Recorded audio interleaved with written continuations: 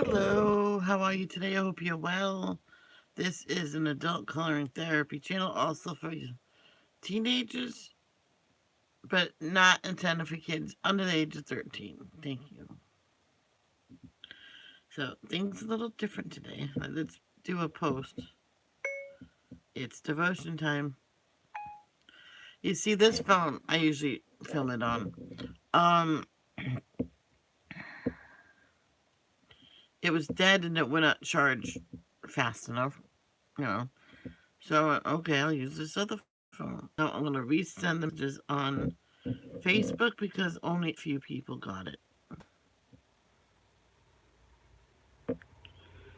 So, talk among us if anybody's here.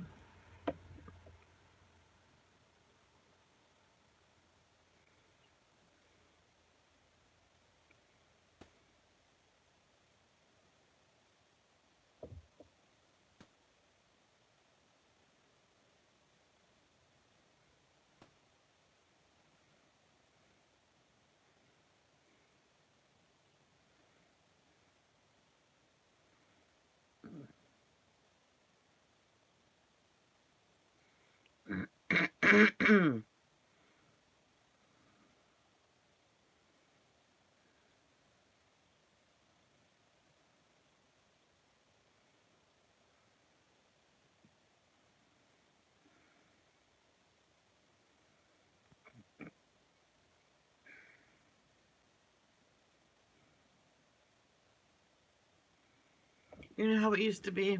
When we sent someone a message, it would be in line. And it used to be so much easier before they upgraded Facebook. That's annoying.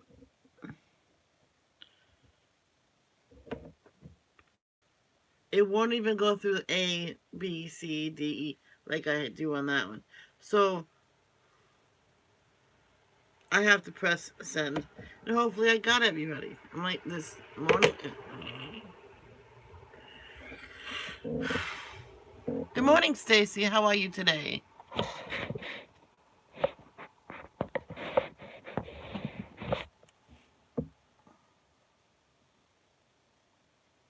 It's still sending, so we can't start until that is sent.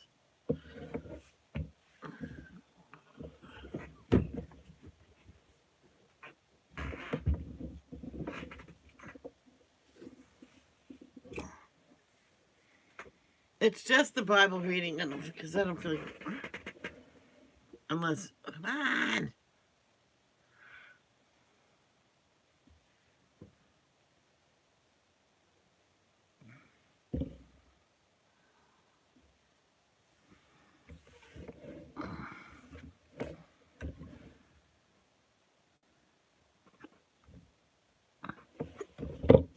I'll just send a verbally one to a few people that I know want to hear it.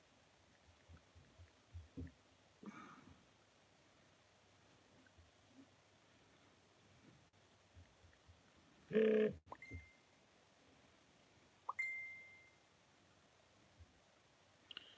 the crap out of me. Yeah, I'm sending the. Oh, some people got it twice. I guess people are. They are getting it. It's just. Oh, at least you got it 3 times.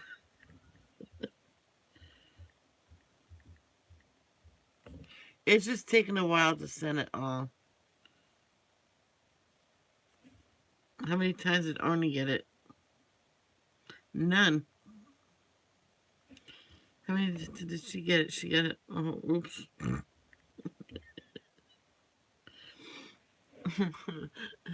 Night Owl got it 3 times.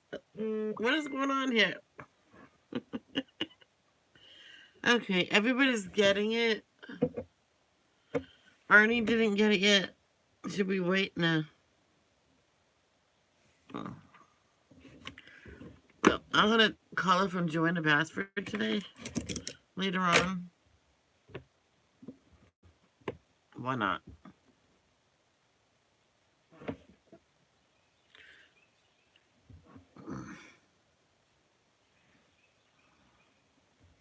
I'm going to put this back on charge. As you can see, it's still setting. That could be on there for a couple of minutes. Oh, actually, I'm not going to put my iPad on charge yet, because I need it to go into the chat until that is set. Oh no, I want to unmute. All right, let's put this on the,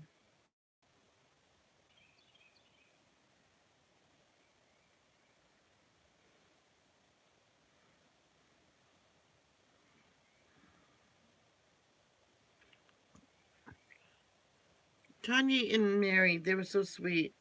They gave me a nice big shout out during her live last night. They were like the sweetest people.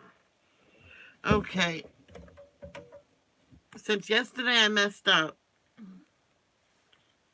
I said, well, I'll just do a double reading today, and if I have time, I will do Jesus Calling, which I don't think I will have time.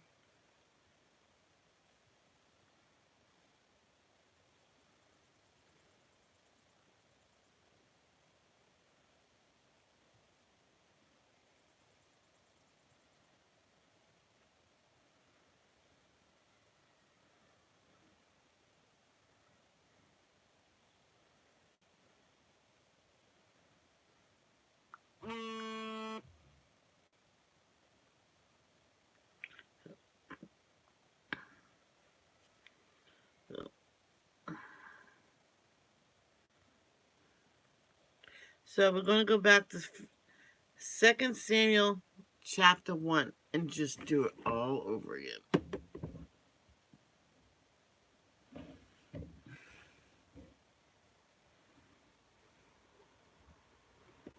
Second Samuel. Oh. Let's say the Lord's Prayer. Our Father, who art in heaven, hallowed be thy name. Thy kingdom come, thy will be done, on earth as it is in heaven. Give us this day daily bread. Forgive us for our trespasses. Forgive those who trespass against us. Lead us not to temptation, but deliver us from evil. For thine is the kingdom, the power, and the glory, forever and ever. Amen. Thank you, Lord, for another beautiful day on your earth and allowing us to wake up this morning. Amen.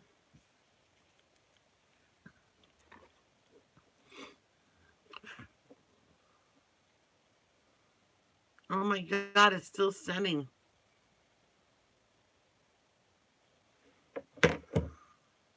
That probably will not never send.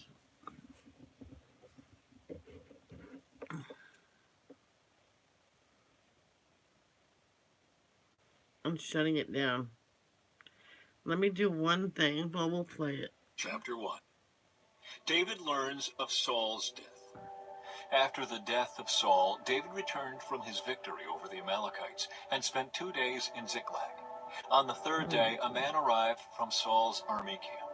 He had torn his clothes and put dirt on his head to show that he was in mourning. He fell to the ground before David in deep respect. "Where have you come from?" David asked. "I escaped from the Israelite camp," the man replied. "What happened?" David demanded. "Tell me how the battle went." The man replied, "Our entire army fled from the battle. Many of the men are dead, and Saul and his son Jonathan are also dead."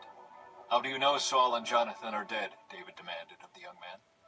The man answered, "I happened to be on Mount Gilboa, and there was Saul leaning on his spear with the enemy chariots and charioteers closing in on him.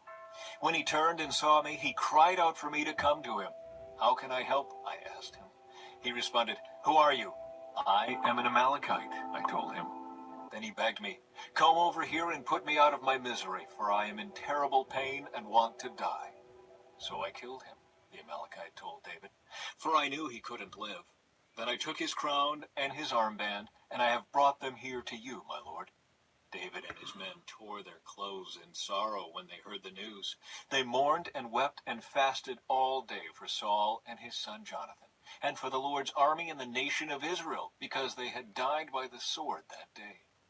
Then David said to the young man who had brought the news, "Where are you from?"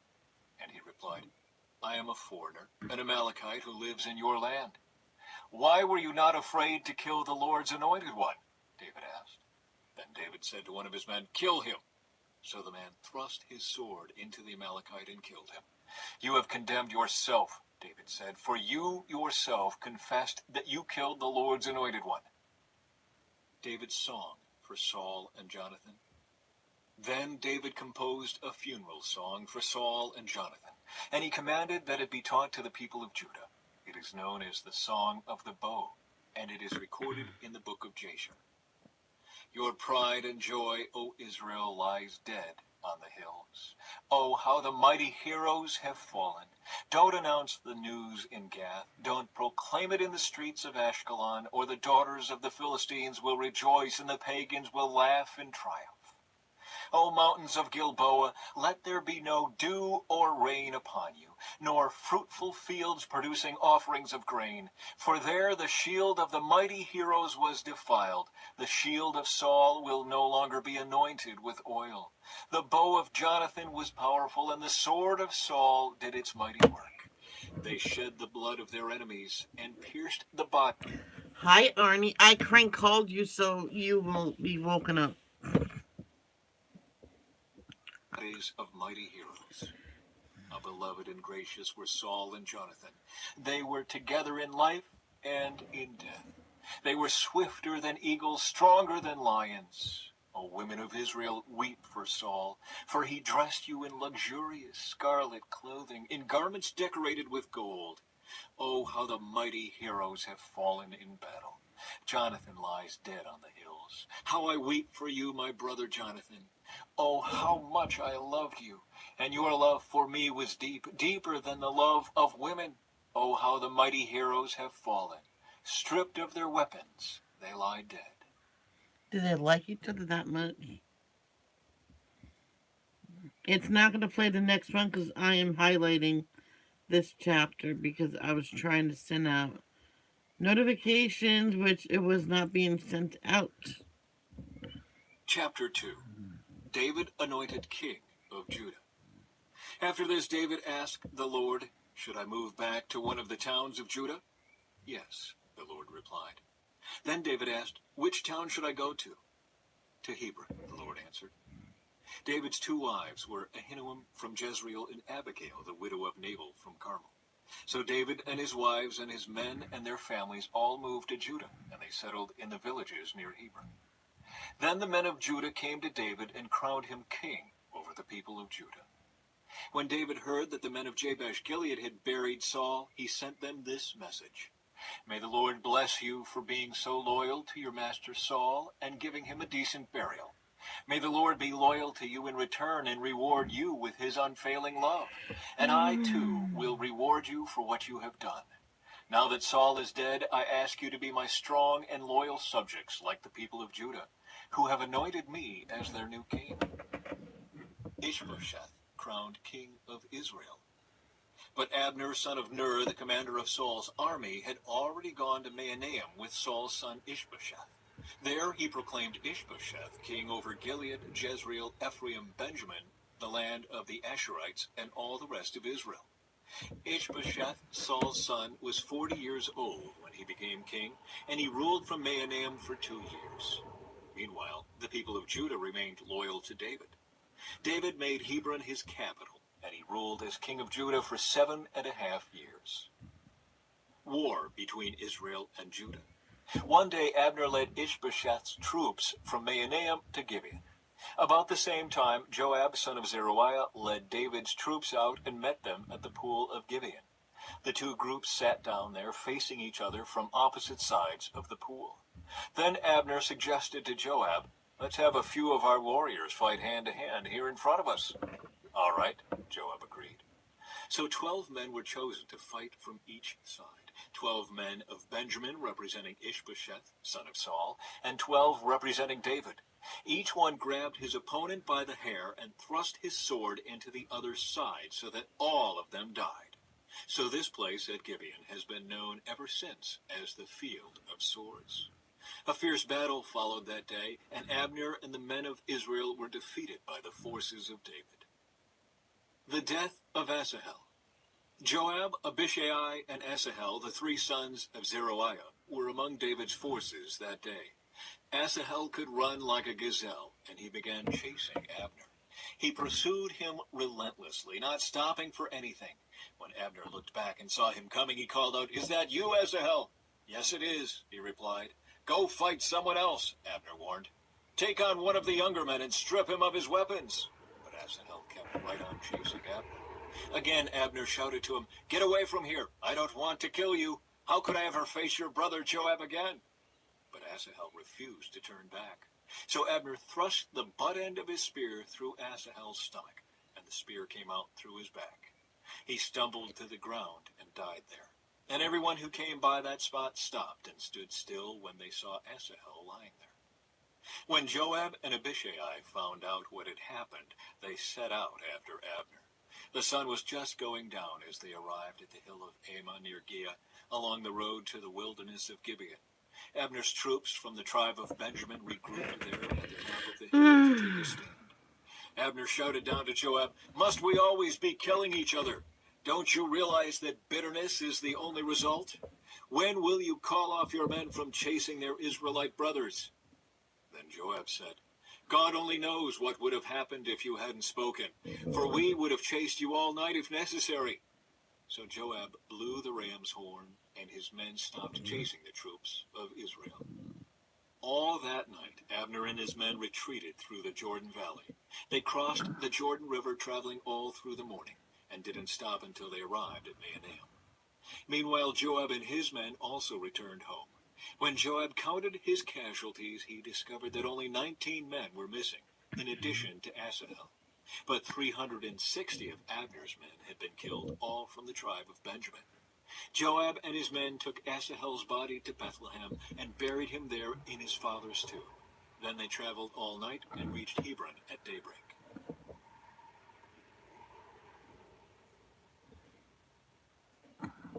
Chapter 3.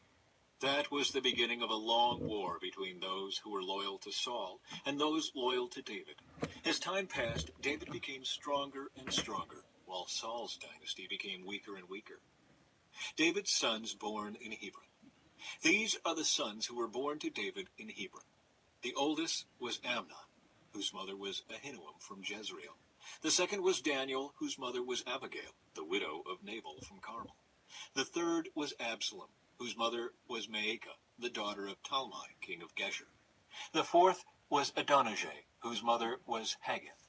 The fifth was Shephatiah, whose mother was Abital.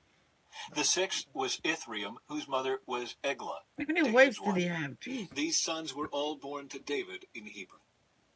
Abner joins forces with David. As the war between the house of Saul and the house of David went on, Abner became a powerful leader among those loyal to Saul. One day, Ishbosheth, Saul's son, accused Abner of sleeping with one of his father's concubines, a woman named Rizpah, daughter of Aiah.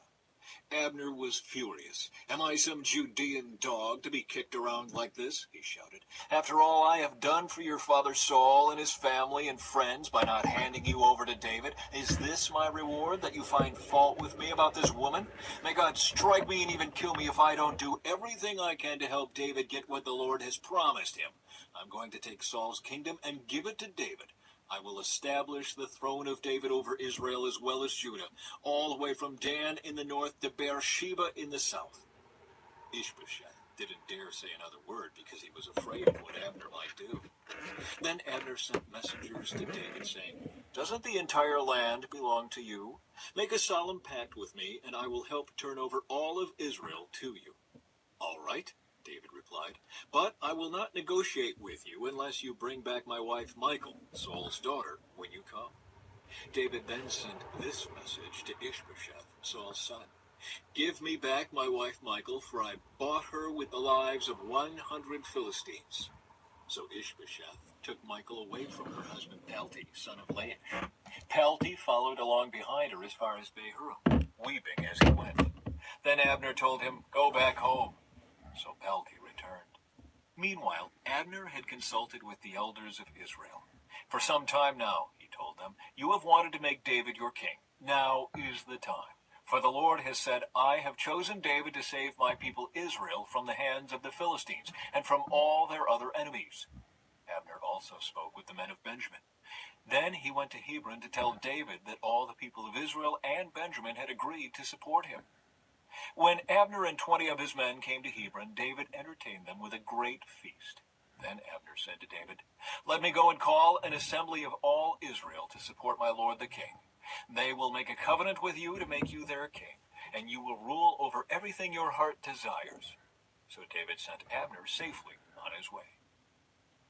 Joab murders Abner. But just after David had sent Abner away in safety, Joab and some of David's troops returned from a raid, bringing much plunder with them. When Joab arrived, he was told that Abner had just been there visiting the king and had been sent away in safety. Joab rushed to the king and demanded, What have you done? What do you mean by letting Abner get away? You know perfectly well that he came to spy on you and find out everything you're doing. Joab then left David and sent messengers to catch up with Abner, asking him to return. They found him at the well of Sirah and brought him back, though David knew nothing about it. When Abner arrived back at Hebron, Joab took him aside at the gateway as if to speak with him privately. But then he stabbed Abner in the stomach and killed him in revenge for killing his brother Asahel. When David heard about it, he declared, I vow by the Lord that I and my kingdom are forever innocent of this crime against Abner, son of Ner. Joab and his family are the guilty ones. May the family of Joab be cursed in every generation with a man who has open sores or leprosy, or who walks on crutches, or dies by the sword, or begs for food. Not everybody So got it. Joab and his brother Abishai killed Abner because Abner had killed their brother Asahel at the battle of Gibeon. David mourns Abner's death. Then David said to Joab and all those who were with him, Tear your clothes and put on burlap. Mourn for Abner. And King David himself walked behind the procession to the grave. They buried Abner in Hebron, and the king and all the people wept at his graveside. Then the king sang this funeral song for Abner. Should Abner have died as fools die? Your hands were not bound, your feet were not chained. No, you were murdered, the victim of a wicked plot. All the people wept again for Abner. David had refused to eat anything on the day of the funeral, and now everyone begged him to eat. But David had made a vow, saying, May God strike me and even kill me if I eat anything before sundown. This pleased the people very much. In fact, everything the king did pleased them. So everyone in Judah and all Israel understood that David was not responsible for Abner's murder. Then King David said to his officials, Don't you realize that a great commander has fallen today in Israel? And even though I am the anointed king, these two sons of Zeruiah, Joab and Abishai, are too strong for me to control. So may the Lord repay these evil men for their evil deeds. I'm still here. Chapter 4. The Murder of Ishbosheth. When Ishbosheth, Saul's son, heard about Abner's death at Hebron, he lost all courage, and all Israel became paralyzed with fear. Now there were two brothers, Baanah and Rechab, who were captains of Ishbosheth's raiding parties. They were sons of Rimmon, a member of the tribe of Benjamin, who lived in Beeroth. The town of Beeroth is now part of Benjamin's territory because the original people of Beeroth fled to Gittaim, where they still live as foreigners. Saul's son Jonathan had a son named Mephibosheth, who was crippled as a child.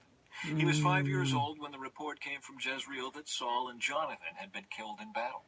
When the child's nurse heard the news, she picked him up and fled. But as she hurried away, she dropped him, and he became crippled. One day, Rechab and Baanah, the sons of Rimmon from Beeroth, went to Ishbosheth's house around noon as he was taking his midday rest. The doorkeeper, who had been sifting wheat, became drowsy and fell asleep. So Rechab and Baanah slipped past her. They went into the house and found Ishbosheth sleeping on his bed. They struck and killed him and cut off his head. Oh, Then, taking his head with them, they fled across the Jordan Valley through the night. When they arrived at Hebron, they presented Ishbosheth's head to David. Look, they exclaimed to the king, here is the head of Ishbosheth, the son of your enemy Saul, who tried to kill you. Today the Lord has given my lord the king revenge on Saul and his entire family. But David said to Rechab and Baanah, the Lord who saves me from all my enemies is my witness. Someone once told me Saul is dead. thinking he was bringing me good news. But I seized him and killed him at Ziklag. That's the reward I gave him for his news. How much more should I reward evil men who have killed an innocent man in his own house and on his own bed? Shouldn't I hold you responsible for his blood and rid the earth of you? So David ordered his young men to kill them. Excuse And me. they did. They cut off their hands and feet and hung their bodies beside the pool in Hebron. Then they took Ishbosheth's Izzy. head and buried it in Abner's tomb in Hebron. Yeah, Izzy, the notifications wasn't being sent correctly because it was literally taking a really long time and they end up not going out right. Like, only a handful of people got it, and I sent it to everybody because this phone was like dead because I forgot to plug it in last night. And so I started filming on my other camera, sending notifications with this one, and it took forever.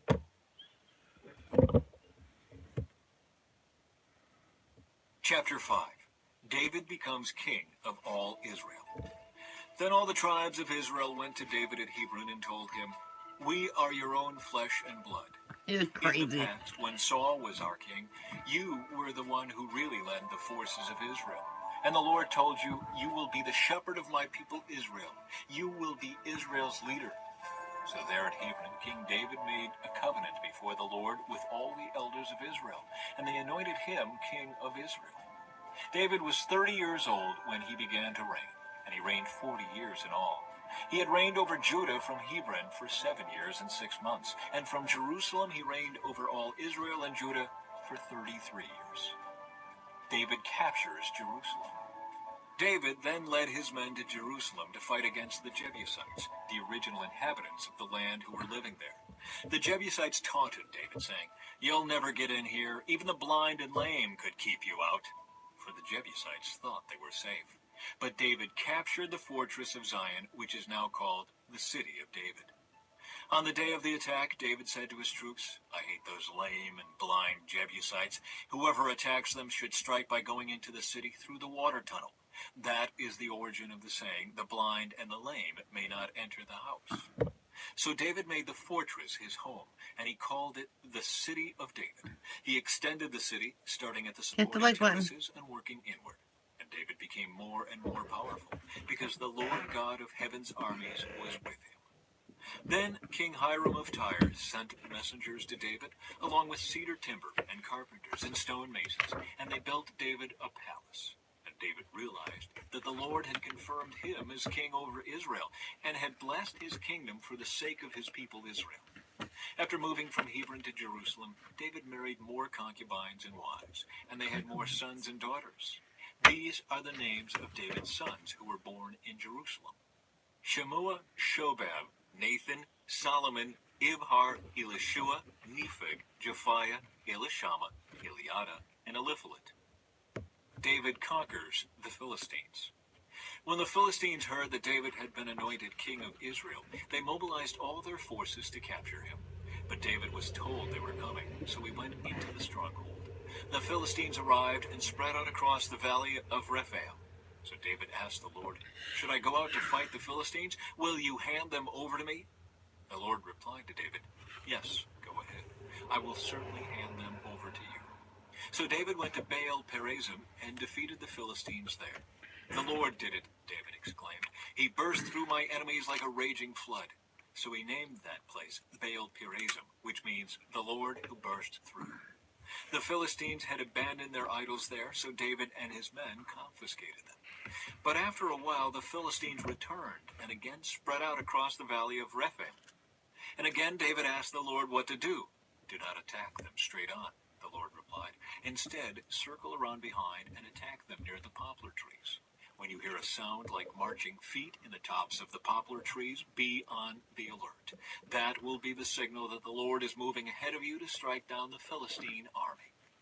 So David did what the Lord commanded, and he struck down the Philistines all the way from Gibeon to Giza.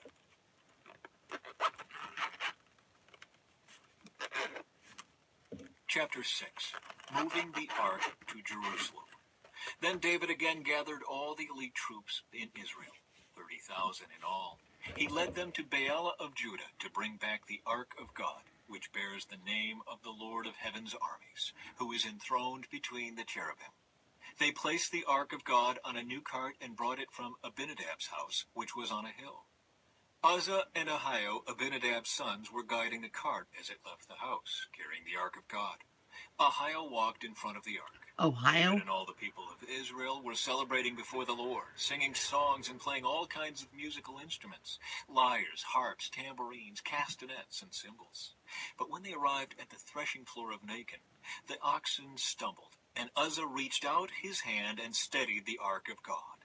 Then the Lord's anger was aroused against Uzzah, and God struck him dead because of this. So Uzzah died right there beside the ark of God. Wow. David was angry because the Lord's anger had burst out against Uzzah. He named that place Perez Uzzah, which means to burst out against Uzzah, as it is still called today. David was now afraid of the Lord, and he asked, "How can I ever bring the ark of the Lord back into my care?" So David decided not to move the ark of the Lord into the city of David. Instead, he took it to the house of Obed-Edom of Gath. The ark of the Lord remained there in Obed-Edom's house for 3 months, Wow, and the Lord 32% blessed already. Obed-Edom and his entire household. Then King David was told, "The Lord has blessed Obed-Edom's household and everything he has because of the ark of God." So David went there and brought the ark of God from the house of Obed-Edom to the city of David with a great celebration. After the men who were carrying the ark of the Lord had gone 6 steps, David sacrificed a bull and a fattened calf. And David danced before the Lord with all his might, wearing a priestly garment. So David and all the people of Israel brought up the ark of the Lord with shouts of joy and the blowing of ram's horns. Michal's contempt for David. But as the ark of the Lord entered the city of David, Michal, the daughter of Saul, looked down from her window. When she saw King David leaping and dancing before the Lord, she was filled with contempt for him. They brought the ark of the Lord and set it in its place inside the special tent David had prepared for it. And David sacrificed burnt offerings and peace offerings to the Lord. When he had finished his sacrifices, David blessed the people in the name of the Lord of heaven's armies. Then he gave to every Israelite man and woman in the crowd a loaf of bread, a cake of dates, and a cake of raisins. Then all the people returned to their homes. When David returned home to bless his own family, Michal, the daughter of Saul, came out Let's to try meet him. this again. She said in disgust, "How distinguished the king of Israel looked today, exposing himself to the servant girls like any vulgar person might do." David retorted to Michal, "I was dancing before the Lord, who chose me above your father and all his family. He appointed me as the leader of Israel, the people of the Lord, so I celebrate before the Lord. Yes, and I am willing to look even more foolish than this, even to be humiliated in my own eyes. But those servant girls you mentioned will indeed think I am distinguished." So Michal, the daughter of Saul, remained childless throughout her entire life. This might work this time. Chapter 7. The Lord's Covenant Promise to David. When King David was settled in his palace and the Lord had given him rest from all the surrounding enemies, the king summoned Nathan the prophet. I think "Look," that's just about David it. said, "I am living in a beautiful cedar palace, but the ark of God is out there in a tent." Nathan replied to the king, "Go ahead and do whatever you have in mind, it went. for the Lord is with you." But that same night, the Lord said to Nathan, Some "Go people's and going to tell get it my 4 servant times. David, this is what the Lord has declared. Sorry, Vicky. Are you the one to build a house for me to live in? I have never lived in a house. From the day I brought the Israelites out of Egypt until this very day, I have always moved from one place to another with a tent, and a tabernacle is my dwelling. Yet no matter where I have gone with the Israelites, I have never once complained to Israel's tribal leaders, the shepherds of my people Israel. I have never asked them, 'Why haven't you built me a beautiful cedar house?' Now go and say to my servant David, 'This is what the Lord of heaven's armies has declared. I took you from tending sheep in the pasture and selected you to be the leader of my people Israel. I have been with you wherever you have gone, and I have destroyed all your enemies before your eyes.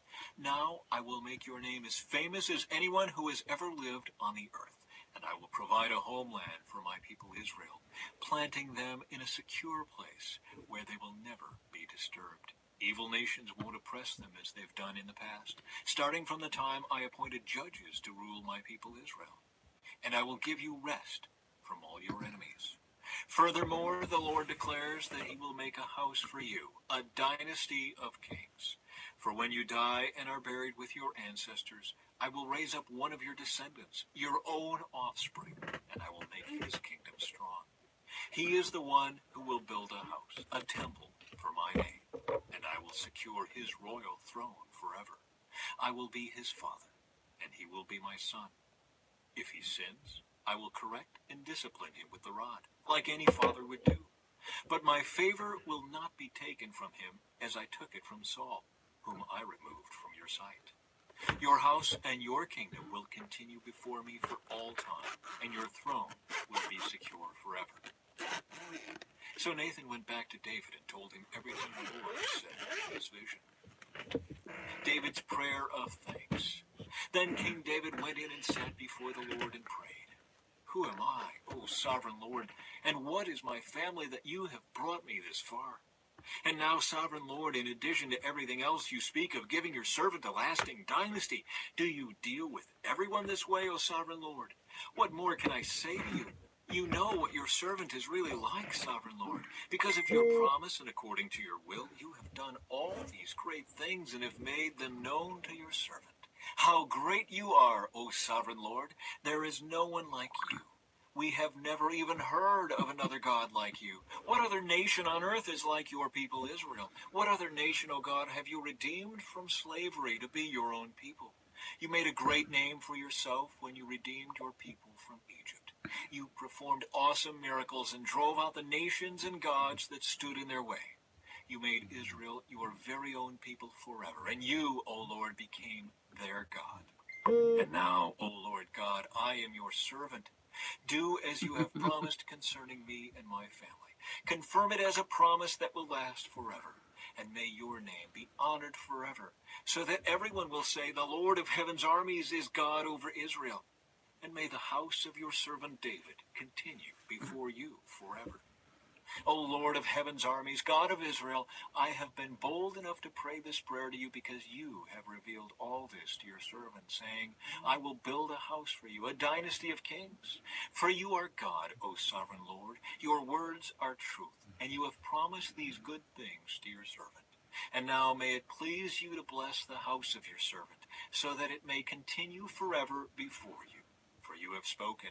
And when you grant a blessing to your servant, O sovereign Lord, it is an eternal blessing.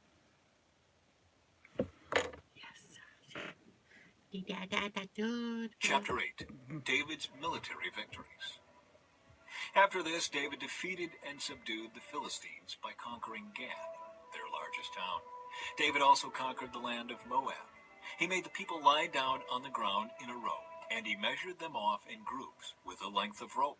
He measured off 2 groups to be executed for every 1 group to be spared. The Moabites who were spared became David's subjects and paid him tribute money. David also destroyed the forces of Hadadezer, son of Rehob, king of Zobah, when Hadadezer marched out to strengthen his control along the Euphrates River. David captured 1,700 charioteers and 20,000 foot soldiers. He crippled all the chariot horses except enough for 100 chariots. When Arameans from Damascus arrived to help King Hadadezer, David killed 22,000 of them. Then he placed several army garrisons in Damascus, the Aramean capital, and the Arameans became David's subjects and paid him tribute money. So the Lord made David victorious wherever he went. David brought the gold shields of Hadadezer's officers to Jerusalem, along with a large amount of bronze from Hadadezer's towns of Teba and Berothai. When King Toi of Hamath heard that David had destroyed the entire army of Hadadezer, he sent his son Joram to congratulate King David for his successful campaign. Hadadezer and Toi had been enemies and were often at war. Joram presented David with many gifts of silver, gold, and bronze. King David dedicated all these gifts to the Lord, as he did with the silver and gold from the other nations he had defeated, from Edom, Moab, Ammon, Philistia, and Amalek, and from Hadadezer, son of Rehob, king of Zobah. So David became very famous. After his return, he destroyed 18,000 Edomites in the valley of Salt. He placed army garrisons throughout Edom, and all the Edomites became David's subjects. In fact, the Lord made David victorious wherever he went. So David reigned over all Israel and did what was just and right for all his people. Joab, son of Zeruiah, was commander of the army. Jehoshaphat, son of Ahilud, was the royal historian. Zadok, son of Ahitub, and Ahimelech, son of Abiathar, were the priests. Seraiah was the court secretary. Benaiah, son of Jehoiada, was captain of the king's bodyguard. And David's sons served as priestly leaders. Now, Chapter 9. David's... pause. Now, 1 through 8, that was yesterday's. Now, that what was supposed to be yesterday's, if you guys remember, we read from chapter 9 to 14. Realize I read the wrong days. So now we're doing that again. And I might not be able to go live at 9. So who knows? Boop. Kindness to Mephibosheth. One day, David asked, "Is anyone in Saul's family still alive? Anyone to whom I can show kindness for Jonathan's sake?" He summoned a man named Ziba, who had been one of Saul's servants. "Are you Ziba?" the king asked. "Yes, sir, I am," Ziba replied. The king then asked him, "Is anyone still alive from Saul's family? If so, I want to show God's kindness to them." Ziba replied, "Yes, one of Jonathan's sons is still alive. He is crippled in both feet." "Where is he?" the king asked. "In Lodebar," Ziba told him, "at the home of Machir, son of Ammiel." So David sent for him and brought him from Machir's home. His name was Mephibosheth. He was Jonathan's son and Saul's grandson. When he came to David, he bowed low to the ground in deep respect. David said, "Greetings, Mephibosheth." Mephibosheth replied, "I am your servant." "Don't be afraid," David said. "I intend to show kindness to you because of my promise to your father Jonathan. I will give you all the property that once belonged to your grandfather Saul, and you will eat here with me at the king's table." Mephibosheth bowed respectfully and exclaimed, "Who is your servant that you should show such kindness to a dead dog like me?" Then the king summoned Saul's servant Ziba and said, "I have given your master's grandson everything that belonged to Saul and his family. You and your sons and servants are to farm the land for him to produce food for your master's household. But Mephibosheth, your master's grandson, will eat here at my table." Ziba had 15 sons and 20 servants. Ziba replied, "Yes, my lord the king, I am your servant, and I will do all that you have commanded." And from that time... I forgot, I can go live later because Tanya, I don't think, is going live at 11 because her wife is at work today. So most likely I can, after I'm done here, go do the dishes and stuff, get my breakfast, and then go live. Mephibosheth ate regularly at David's table, like one of the king's own sons. Mephibosheth had a young son named Micah.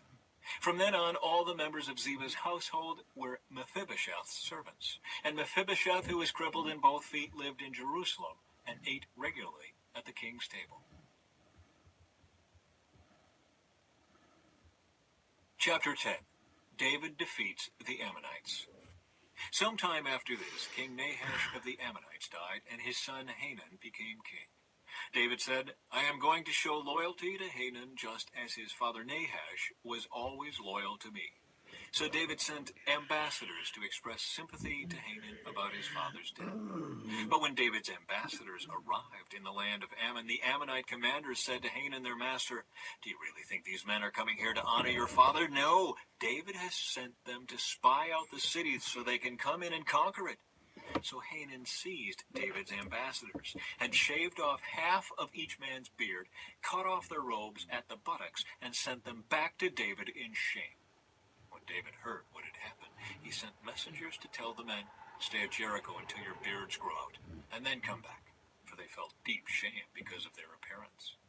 When the people of Ammon realized how seriously they had angered David, they sent and hired 20,000 Aramean foot soldiers from the lands of Beth-rehob and Zobah, 1,000 from the king of Maacah, and 12,000 from the land of Tob. When David heard about this, he sent Joab and all his warriors to fight them. The Ammonite troops came out and drew up their battle lines at the entrance of the city gate, while the Arameans from Zobah and Rehob and the men from Tob and Maacah positioned themselves to fight in the open fields. When Joab saw that he would have to fight on both the front and the rear, he chose some of Israel's elite troops and placed them under his personal command to fight the Arameans in the fields. He left the rest of the army under the command of his brother Abishai, who was to attack the Ammonites. "If the Arameans are too strong for me, then come over and help me," Joab told his brother. "And if the Ammonites are too strong for you, I will come and help you. Be courageous. Let us fight bravely for our people and the cities of our God. May the Lord's will be done." When Joab and his troops attacked, the Arameans began to run away. And when the Ammonites saw the Arameans running, they ran from Abishai and retreated into the city. After the battle was over, Joab returned to Jerusalem. The Arameans now realized that they were no match for Israel. So when they regrouped, they were joined by additional Aramean troops summoned by Hadadezer from the other side of the Euphrates River. These troops arrived at Helam under the command of Shobak, the commander of Hadadezer's forces. When David heard what was happening, he mobilized all Israel, crossed the Jordan River, and led the army to Helam. The Arameans positioned themselves in battle formation and fought against David. But again, the Arameans fled from the Israelites. This time, David's forces killed 700 charioteers and 40,000 foot soldiers, including Shobak, the commander of their army. When all the kings allied with Hadadezer saw that they had been defeated by Israel, they surrendered to Israel and became their subjects. After that, the Arameans were afraid to help the Ammonites. Oh boy. Chapter 11. David and Bathsheba. In the spring of the year, when kings normally go out to war, David sent Joab and the Israelite army to fight the Ammonites. They destroyed the Ammonite army and laid siege to the city of Rabbah. However, David stayed behind in Jerusalem. Late one afternoon, after his midday rest, David got out of bed and was walking on the roof of the palace. As he looked out over the city, he noticed a woman of unusual beauty taking a bath. He sent someone to find out who she was, and he was told, "She is Bathsheba, the daughter of Eliam, and the wife of Uriah the Hittite." Then David sent messengers to get her, and when she came to the palace, he slept with her. She had just completed the purification rites after having her menstrual period. Then she returned home. Later, when Bathsheba discovered that she was pregnant, she sent David a message saying, "I'm pregnant." Then David sent word to Joab, "Send me Uriah the Hittite." So Joab sent him to David. When Uriah arrived, David asked him how Joab and the army were getting along and how the war was progressing. Then he told Uriah, "Go on home in quiet." David even sent a gift to Uriah after he had left the palace. But Uriah didn't go home. He slept that night at the palace entrance with the king's palace guard. When David heard that Uriah had not gone home, he summoned him and asked, "What's the matter? Why didn't you go home last night after being away for so long?" Uriah replied, "The ark and the armies of Israel and Judah are living in tents, and Joab and my master's men are camping in the open fields. How could I go home to wine and dine and sleep with my wife? I swear that I would never do such a thing." "Well, stay here today," David told him, "and tomorrow you may return to the army." So Uriah stayed in Jerusalem that day and the next. Then David invited him to dinner and got him drunk. But even then he couldn't get Uriah to go home to his wife. Again, he slept at the palace entrance with the king's palace guard. David arranges for Uriah's death. So the next morning, David wrote a letter to Joab and gave it to Uriah to deliver. The letter instructed Joab, "Station Uriah on the front lines where the battle is fiercest, then pull back so that he will be killed." So Joab assigned Uriah to a spot close to the city wall, where he knew the enemy's strongest men were fighting. And when the enemy soldiers came out of the city to fight, Uriah the Hittite was killed along with several other Israelite soldiers. Then Joab sent a battle report to David. He told his messenger report all the news of the battle to the king. But he might get angry and ask, "Why did the troops go so close to the city? Didn't they know there would be shooting from the walls? Wasn't Abimelech, son of Gideon, killed at Thebes by a woman who threw a millstone down on him from the wall? Why would you get so close to the wall?" Then tell him Uriah the Hittite was killed too. So the messenger went to Jerusalem and gave a complete report to David. The enemy came out against us in the open fields, he said, and as we chased them back to the city gate, the archers on the wall shot arrows at us. Some of the king's men were killed, including Uriah the Hittite. Well, tell Joab not to be discouraged, David said. The sword devours this one today and that one tomorrow. Fight harder next time and conquer the city. When Uriah's wife heard that her husband was dead, she mourned for him. When the period of mourning was over, David sent for her and brought her to the palace, and she became one of his wives. Then she gave birth to a son. But the Lord was displeased with what David had done. Yeah, but ow, man, Chapter 12. Nathan rebukes David. Oh, really? So the Chapter Lord 12 sent Nathan the prophet to tell David this story. There were two men in a certain town. One was rich and one was poor. The rich man owned a great many sheep and cattle. The poor man owned nothing but one little lamb he had bought. He raised that little lamb, and it grew up with his children. It ate from the man's own plate and Hey, drank Corbin. from his cup. He cuddled it in his arms like a baby daughter. One day a guest arrived at the home of the rich man. But instead of killing an animal from his own flock or herd, he took the poor man's lamb and killed it and prepared it for his guest. Meanie. David was furious. Oh, sorry. As surely as the Lord lives, he vowed, any man who would do such a thing deserves to die. He must repay 4 lambs to the poor man for the one he stole and for having no pity. Then Nathan said to David, you are that man. It's the New Living Translation.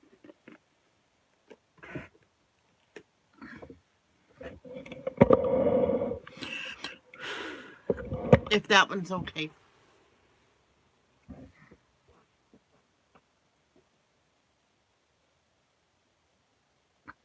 Yeah, New Living Translation from the Bible app. The Bible, which has been around since forever, since I was in my 20s. It's been around since, I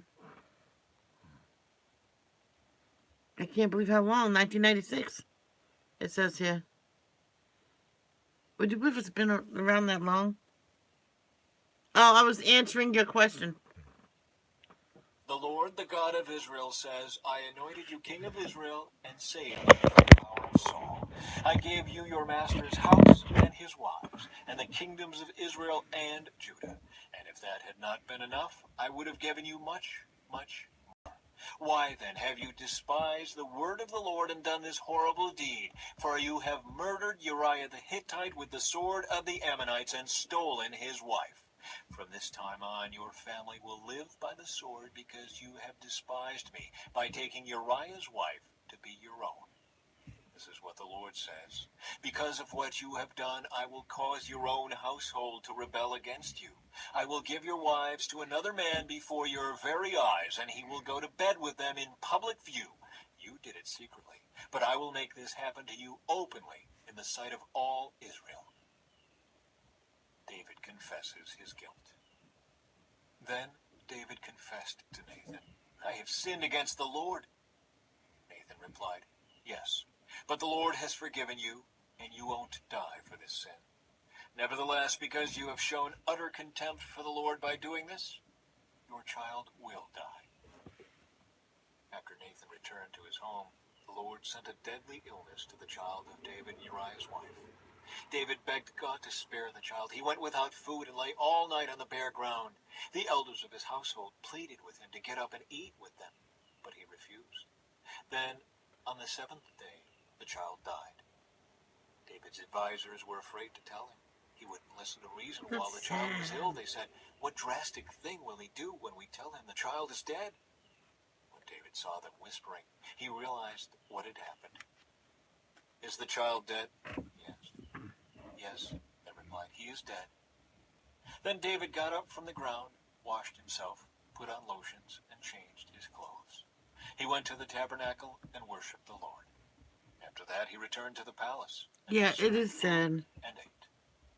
His advisors were amazed. We don't don't understand you, they told him. While the child was still living, you wept and refused to eat, but now that the child is dead, you have stopped your mourning and are eating again. David replied, I fasted and wept while the child was alive. For I said, perhaps the Lord will be gracious to me and let the child live. But why should I fast when he is dead? Can I bring him back again? I will go to him one day, but he cannot return. The thing is, the kid died because the way he was conceived, he stole the guy's wife and then had the guy killed so he can have the woman for his wife. So you do something like that, God's gonna punish you. To me. Then David comforted Bathsheba, his wife, and slept with her. She became pregnant and gave birth to a son.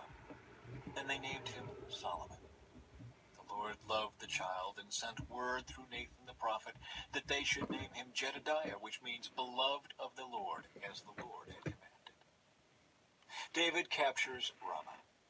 Meanwhile, Joab was fighting against Ramah, the capital of Ammon, and he captured the royal fortifications. Joab sent messengers to tell David, I have fought against Rabbah and captured its water supply.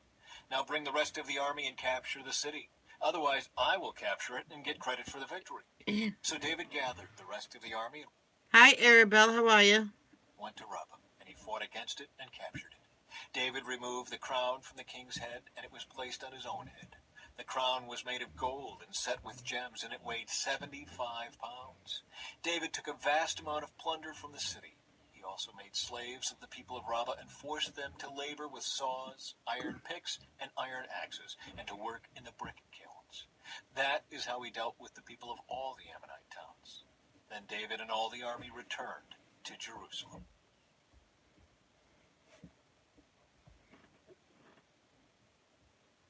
Chapter 13. The Rape of Tamar. Now David's son Absalom had a beautiful sister named Tamar, and Amnon, her half-brother, fell desperately in love with her. Amnon became so obsessed with Tamar that he became ill. She was a virgin, and Amnon thought he could never have her. But Amnon had a very crafty friend, his cousin Jonadab. He was the son of David's brother Shimei. One day Jonadab said to Amnon, What's the trouble?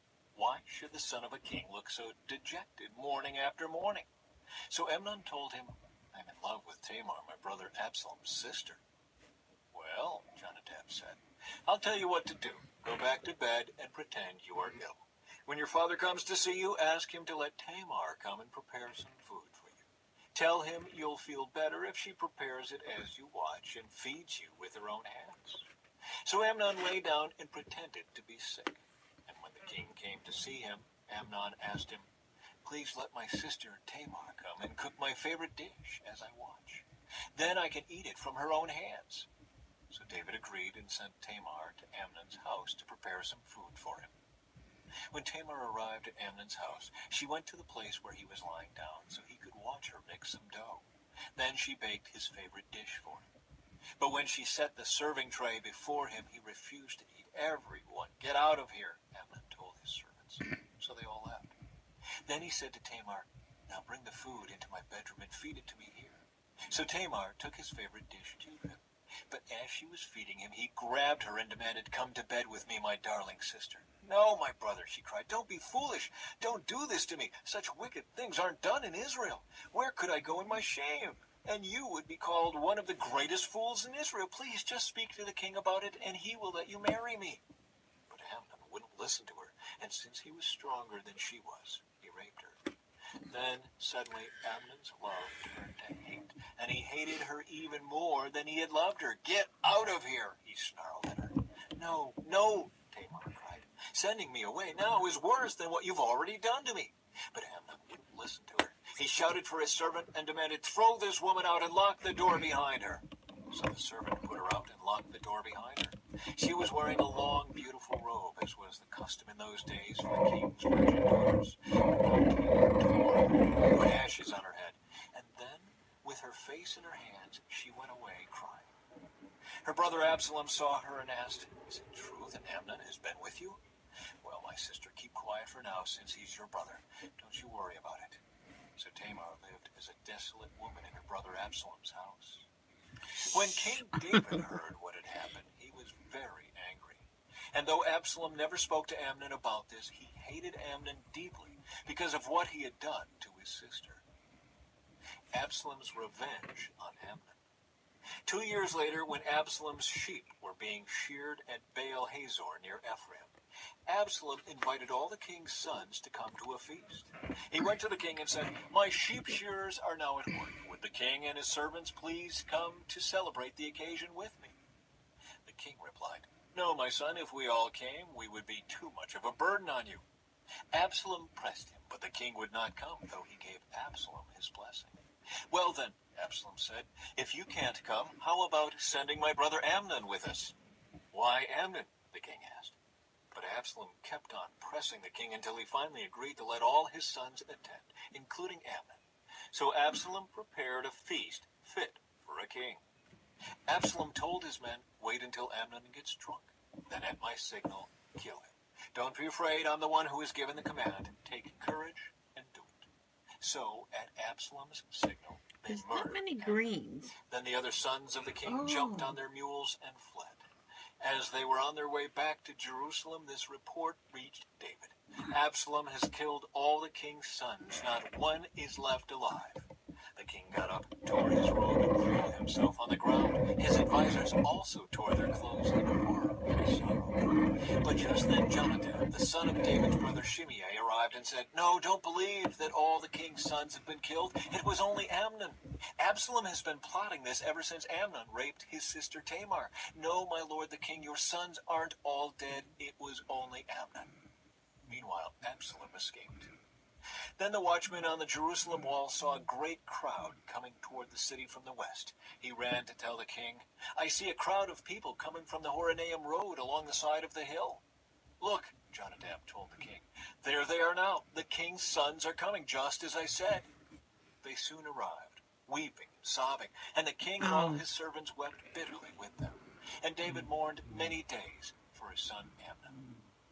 Absalom fled to his grandfather Talmai, son of Ammihud, the king of Geshur. He stayed there in Geshur for 3 years, and King David, now reconciled to Amnon's death, longed to be reunited with his son Absalom. We have a few more to go. Chapter 14. Joab arranges for Absalom's return. Joab realized how much the king longed to see Absalom, so he sent for a woman from Tekoa who had a reputation for great wisdom. He said to her, "Pretend you're in mourning, wear mourning clothes, and don't put on lotions. Act like a woman who has been mourning for the dead for a long time. Then go to the king and tell him the story I am about to tell you." Then Joab told her what to say. When the woman from Tekoa approached the king, she bowed with her face to the ground in deep respect and cried out, "King, help me." "What's the trouble?" the king asked. "Alas, I am a widow," she replied. "My husband is dead. My 2 sons had a fight out in the field, and since no one was there to stop it, one of them was killed. Now the rest of the family is demanding, 'Let us have your son. We will execute him for murdering his brother. He doesn't deserve to inherit his family's property.'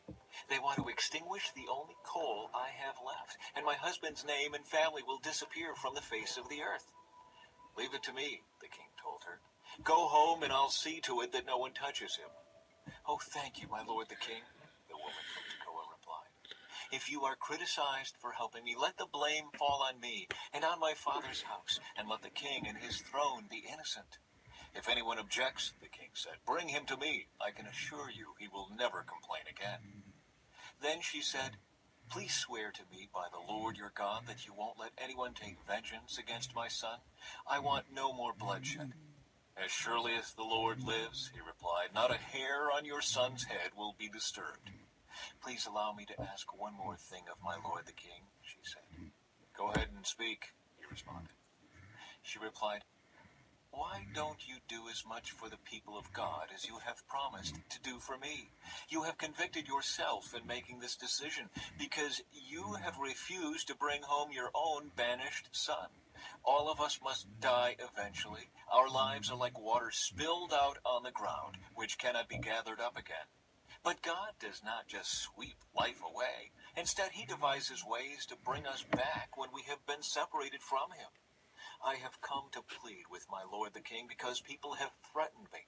I said to myself, perhaps the king will listen to me and rescue us from those who would cut us off from the inheritance God has given us.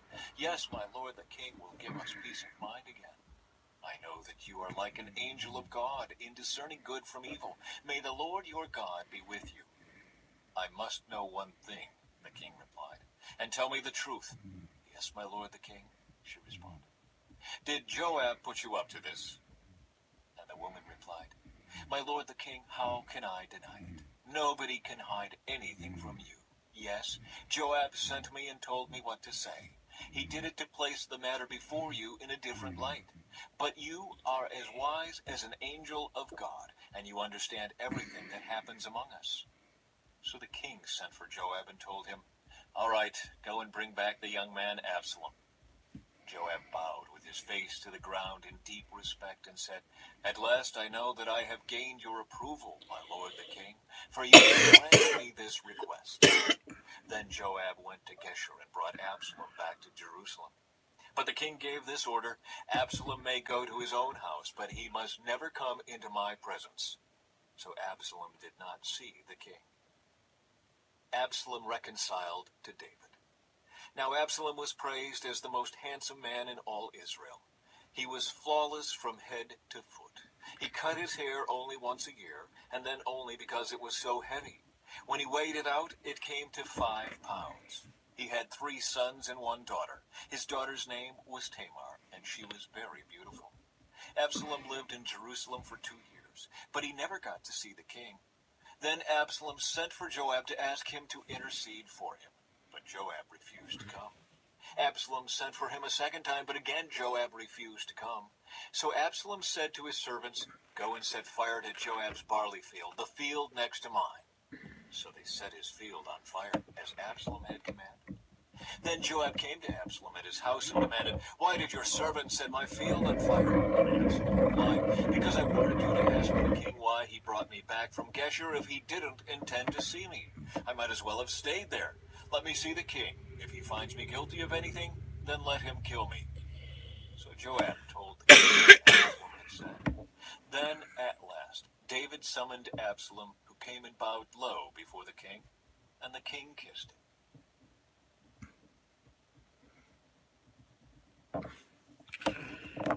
Chapter 15. Absalom's Rebellion. After this, Absalom bought a chariot and horses, and he hired 50 bodyguards to run ahead of him.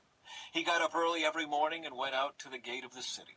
When people brought a case to the king for judgment, Absalom would ask where in Israel they were from, and they would tell him their tribe. Then Absalom would say, you've really got a strong case here. It's too bad the king doesn't have anyone to hear it. I wish I were the judge. Then everyone could bring their cases to me for judgment, and I would give them justice. When people tried to bow before him, Absalom wouldn't let them. Instead, he took them by the hand and kissed them. Absalom did this with everyone who came to the king for judgment, and so he stole the hearts of all the people of Israel. After 4 years, Absalom said to the king, let me go to Hebron to offer a sacrifice to the Lord and fulfill a vow I made to him. For while your servant was at Geshur and Aram, I promised to sacrifice to the Lord in Hebron if he would bring me back to Jerusalem. All right, the king told him, go and fulfill your vow. So Absalom went to Hebron. But while he was there, he sent secret messengers to all the tribes of Israel to stir up a rebellion against the king. As soon as you hear the ram's horn, his message read, you are to say, Absalom has been crowned king in Hebron. He took 200 men from Jerusalem with him as guests, but they knew nothing of his intentions. While Absalom was offering the sacrifices, he sent for Ahithophel, one of David's counselors, who lived in Gilo. Soon many others also joined Absalom, and the conspiracy gained momentum. David escapes from Jerusalem. A messenger soon arrived in Jerusalem to tell David, all Israel has joined Absalom in a conspiracy against you. Then we must flee at once, or it will be too late. David urged his men, Oh no. if we get out of the city before Absalom arrives, both we and the city of Jerusalem will be spared from disaster. We are with you, his advisors replied. Do what you think is best. So the king and all his household set out at once. He left no one behind except 10 of his concubines to look after the palace. The king and all his people set out on foot, pausing at the last house to let all the king's men move past to lead the way. There were 600 men from Gath who had come with David, along with the king's bodyguard. Then the king turned and said to Ittai, a leader of the men from Gath, "Why are you coming with us? Go on back to King Absalom, for you are a guest in Israel, a foreigner in exile. You arrived only recently, and should I force you today to wander with us? I don't even know where we will go. Go on back and take your kinsman with you, and may the Lord show you his unfailing love and faithfulness." But Ittai said to the king, "I vow by the Lord and by your own life that I will go wherever my lord the king goes, no matter what happens, whether it means life or death." David replied, "All right, come with us." So Ittai and all his men and their families went along. Everyone cried loudly as the king and his followers passed by. They crossed the Kidron Valley and then went out toward the wilderness. Zadok and all the Levites also came along, carrying the Ark of the Covenant of God. They set down the Ark of God, and Abiathar offered sacrifices until everyone had passed out of the city. Then the king instructed Zadok to take the Ark of God back into the city. "If the Lord sees fit," David said, "he will bring me back to see the Ark and the tabernacle again. But if he is through with me, then let him do what seems best to him." The king also told Zadok the priest, "Look, here is my plan. You and Abiathar should return quietly to the city with your son Ahimaaz and Abiathar's son Jonathan. I will stop at the shallows of the Jordan River and wait there for a report from you." So Zadok and Abiathar took the Ark of God back to the city and stayed there. David walked up the road to the Mount of Olives, weeping as he went. His head was covered and his feet were bare as a sign of mourning. And the people who were with him covered their heads and wept as they climbed the hill. When someone told David that his advisor Ahithophel was now backing Absalom, David prayed, "O Lord, let Ahithophel give Absalom foolish advice." When David reached the summit of the Mount of Olives where people worshipped God, Hushai the Archite was waiting there for him. Hushai had torn his clothing and put dirt on his head as a sign of mourning. But David told him, "If you go with me, you will only be a burden. Return to Jerusalem and tell Absalom, I will now be your advisor, O king, just as I was your father's advisor in the past. Then you can frustrate and counter Ahithophel's advice. Zadok and Abiathar the priests will be there. Tell them about the plans being made in the king's palace, and they will send their sons Ahimaaz and Jonathan to tell me what is going on." So David's friend Hushai returned to Jerusalem, getting there just as Absalom arrived. All right, this is gonna be the last one, guys. Chapter 16. David and Ziba. When David had gone a little beyond the summit of the Mount of Olives, Ziba, the servant of Mephibosheth, was waiting there for him. He had 2 donkeys loaded with 200 loaves of bread. I think we read one too clusters many. of raisins, 100 well. bunches of summer fruit, and a wineskin full of wine. "What are these for?" the king asked Ziba. Ziba replied, "The donkeys are for the king's people to ride on, and the bread and summer fruit are for the young men to eat. The wine is for those who become exhausted in the wilderness." "And where is Mephibosheth, Saul's grandson?" the king asked him. "He stayed in Jerusalem," Ziba replied. "He said, 'Today I will get back the kingdom of my grandfather Saul.'" "In that case," the king told Ziba, "I give you everything Mephibosheth owns." "I bow before you," Ziba replied. "May I always be pleasing to you, my lord the king." Shimei curses David. As King David came to Bahurim, a man came out of the village cursing them. It was Shimei, son of Gera, from the same clan as Saul's family. He threw stones at the king and the king's officers and all the mighty warriors who surrounded him. "Get out of here, you murderer, you scoundrel," he shouted at David. "The Lord is paying you back for all the bloodshed in Saul's clan.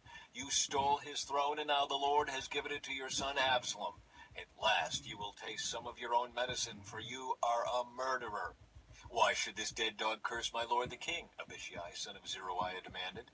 "Let me go over and cut off his head." "No," the king said. "Who asked your opinion, you sons of Zeruiah? If the Lord has told him to curse me, who are you to stop him?" Then David said to Abishai and to all his servants, "My own son is trying to kill me. Doesn't this relative of Saul have even more reason to do so? Leave him alone and let him curse, for the Lord has told him to do it.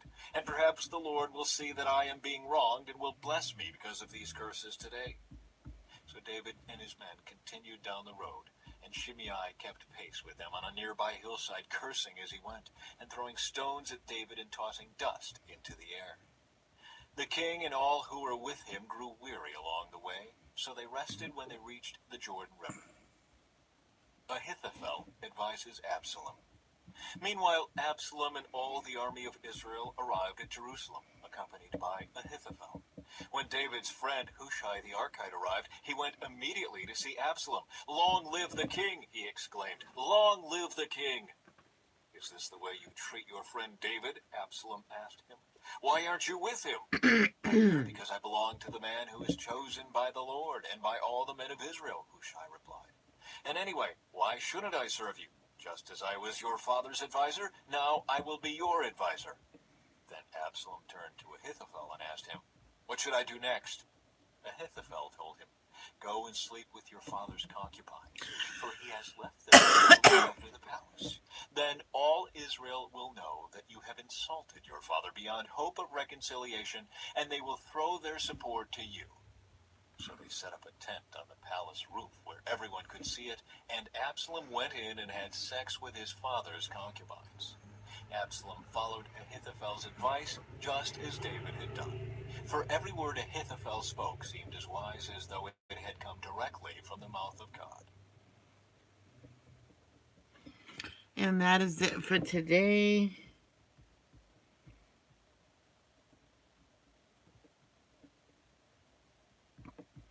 And tomorrow we will do a double reading of Jesus Calling, because I had to do this makeup because I did it wrong yesterday. So I redid it. And don't forget, love, don't judge. Peace out.